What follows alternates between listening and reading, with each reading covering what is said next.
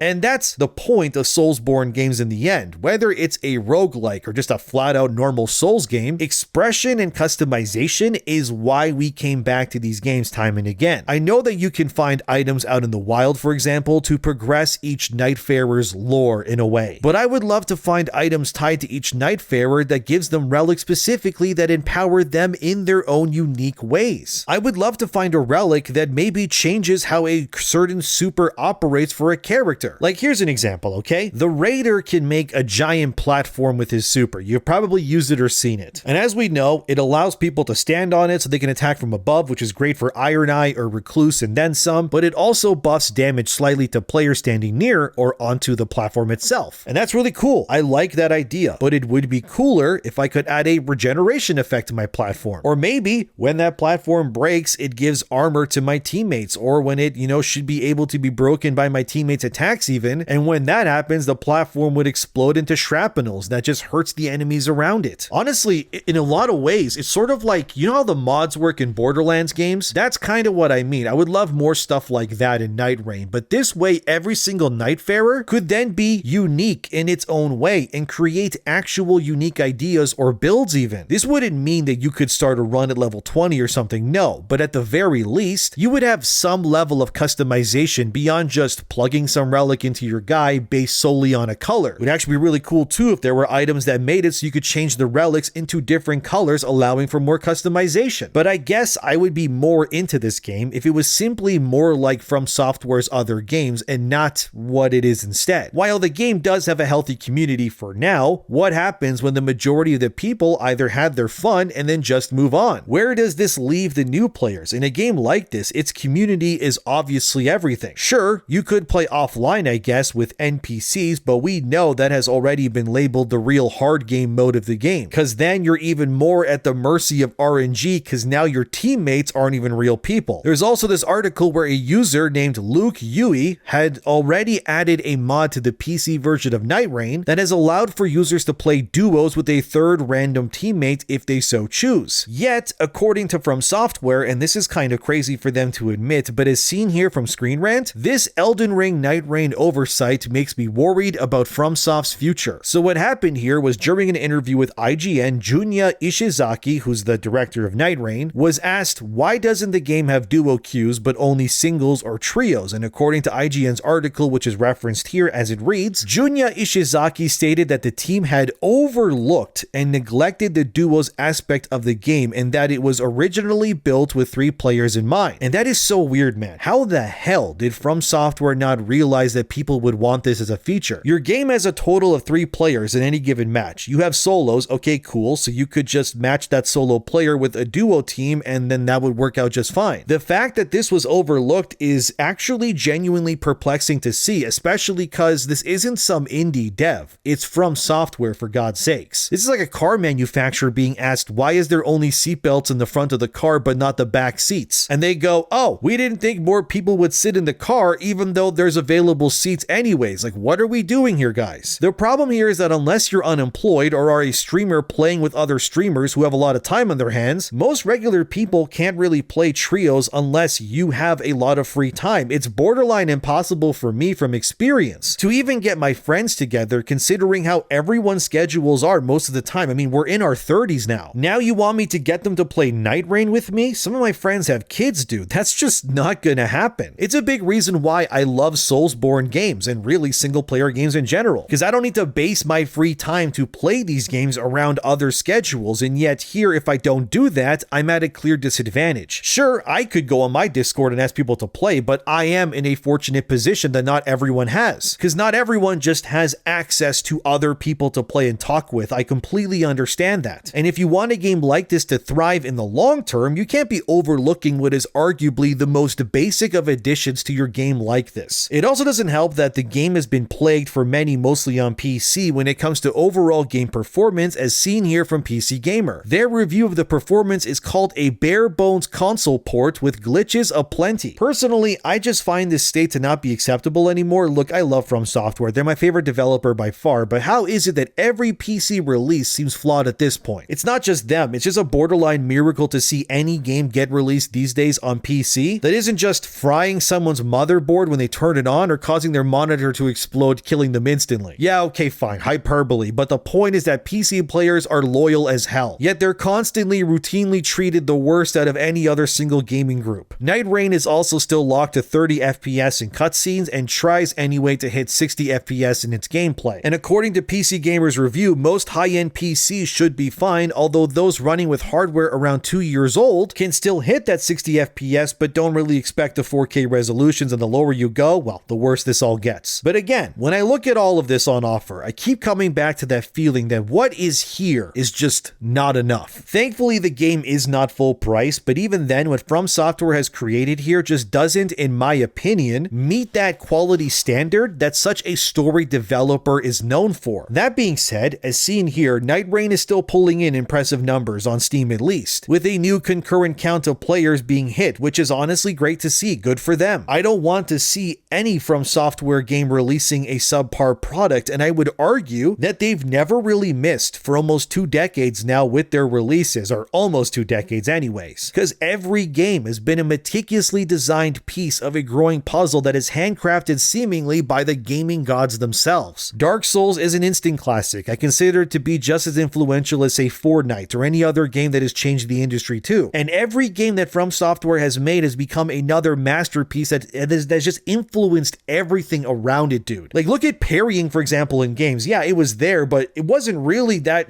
prominent. And then Sekiro did the whole parrying thing, and now so many games do the same thing. Yes, even Dark Souls 2, for example, is amazing, and I won't listen to the slander, okay? Dark Souls 2, that game is also influential and has some of the best customization of any From Software game still, and it has such amazing replay value too. God, I love that game, even if it's probably From's weakest game they've released Souls-wise, but even then, Dark Souls 2 still still like a 9 out of 10, whereas the other Soulsborne games are all like 9.5s or 10s. So I mean, it's still great. But for me anyway, so far from what I've played of Nightreign, it's a rare miss from Software. And I hate to admit that, because I usually eat up their games like an absolute madman when they ever release a new one. I'll just become a caveman discovering fire for the first time every time I play a new game from them. But with Nightreign, honestly, I kinda just feel hollow. I'm just not connecting with it. It's not what I look for when it comes to experiences like this. It's kind of everything, honestly, that I don't like about games in many different little ways. I don't like losing all my stuff between runs. I'm not crazy about the map mostly being the same with very little variety. And I don't like that the Night Lord is the only real objective like 99% of the time, and this game needed so much more variety than it's giving right now. And it also doesn't help when reviews like this one from VideoGamesChronicle.com states that Nightreign to them feels like a clumsy multiplayer add-on to what is arguably the best RPG of this generation. And unfortunately, that is what this game feels like to me. I'm not asking From Software to go nerf the bosses or anything. I'm more so just asking for more variety and honestly just reasons to play, if anything else. Because what's here, like I said, just doesn't feel like enough. And then IGN also recently interviewed an artist from Software about how Nightreign came to be. And this environmental artist named Sayori Mizuno spoke on how Nightreign came to be and how they wanted the game to not feel too different from Elden Ring before it. And that she wanted the game, as seen here, to feel cozy, welcoming, and more home-like than previous games that From has made. I don't know what feels homey about being eviscerated by a bigger boss, but I respect the sentiment either way. Mizuno would say this: "We didn't want to make it feel too different from Elden Ring, as it used that as a base for the design and the setting. One specific direction we did get early on was to create something that at first feels and looks familiar and gradually transforms into the unfamiliar and into the unknown. The idea was to lean into the concept of day and night, ensuring that the game felt more alive during the daytime, but then at night, things would obviously get weird and messed up." And then Mizuno would continue by saying, "Even when designing Limvel, that initial environment on the first day, I wanted it to feel beautiful, like from an outward glance. That looks beautiful and inviting, but pretty quickly you feel like something's off or something's not quite right." Mizuno wanted players to, in her own words, yearn for the night aspects of the game and look forward to that encroaching darkness that swallows Limvel time and time again as you play it. And actually, the biggest inspiration in Mizuno's eyes for this game was the Studio Ghibli film Spirited Away. Mizuno explained this connection as this feeling of being unable to go home, unable to escape from a dream. This sort of feeling I wanted to kind of harness while designing these worlds and tried to get that through to the player. They also designed the roundtable hole to be more in line with something out of the first Dark Souls. Here's what Mizuno would say about that: "We wanted it to feel, from a design perspective, more cozy, more welcoming, more at home. One inspiration was the Firelink Shrine from Dark Souls 1, where you feel sort of more embraced by the atmosphere. You feel like you're coming home after these hardships, after a hard-fought battle." There's an entire video where IGN interviews Mizuno on their channel if you want to watch more of what she said. But it's clear that Nightreign wasn't something put together at the last minute, even if it does reuse a ton of assets, although that's nothing new for From Software either way. I guess ultimately, for me anyways, Nightreign just doesn't quite cut it for me, and that saddens me greatly. Maybe it's because I'm still playing Tainted Grail, so I'm not 100% focused on Nightreign myself right now. It's not the only game I'm playing. I'm even playing Marvel Rivals too. But from what I have played of it, I can feel that my interest in it is waning greatly already, and that really sucks. And that both feels very weird coming from me, considering how much I love the Soulsborne games, but frankly, Nightreign just doesn't feel right to me. It feels weirdly out of place, and the bosses are less a Soulsborne boss to me and more just this massive Monster Hunter-like fight where it's no longer intimate or interesting in that way that I crave for. And even if you do play single player, these fights are clearly still always going to be designed for multiple players anyways, and I just don't like that. I want to explore Limveld. I want to uncover its secrets. I want to get to know these Nightfarers and discover the mysteries within. But it just feels like everything that Nightreign is trying to do that is new, having a time limit, the shrinking circle, the less emphasis on these smaller moments, because you can't really take anything in because you're just constantly running and having to lock in all the time. I sadly just have to admit that maybe not only is Nightreign just not enough for what I look for, but it's simply just not the sort of game that I'm interested in the long run. Maybe that's okay, and I wonder if this will be the rare instance where I actually just abandon a From Software game for the first time in my life. It's not because the game is too hard, it isn't, it's just that how it's designed and the feedback loop is just something I could not care less to sink my teeth into, if that makes sense. It's just the antithesis of what I would want from a studio like this. Maybe if Nightreign gave me more reasons to want to play it more often, kind of like how Hades or Risk of Rain 2 does, I would be far more interested in playing this game every time I sit down to game. But as it stands right now, I frankly just have kind of lost most of my interest already. Maybe I'll try the single player mode. I admit I've only played the multiplayer myself because that seems to be how the game is wanting to be played, but for where Nightreign is doing right now, it does make me worried for where From Software wants to take not just this franchise, but their game's philosophies in general, because again, Duskbloods is coming, and that's similar to this too. And frankly, I would rather they just embrace their traditional roots, because the last thing I would want is like a Bloodborne sequel, but it's just like Nightreign instead. I guess I just want my single player games where I get to explore my own pace and learn about the world, on my own terms. Maybe it's just because I'm getting older, but the less of a time limit and having someone breathing down my neck going, you gotta speed up, this is a game, the more that I would want to play them. But as it stands right now, Nightreign is just simply not enough for someone like me, and honestly, that makes me so sad, dude. But if you like it, I'm happy for you. I just wish I did too. But thanks for watching. Let me know what you think as always. Subscribe for more, and I'll see you guys in the next one.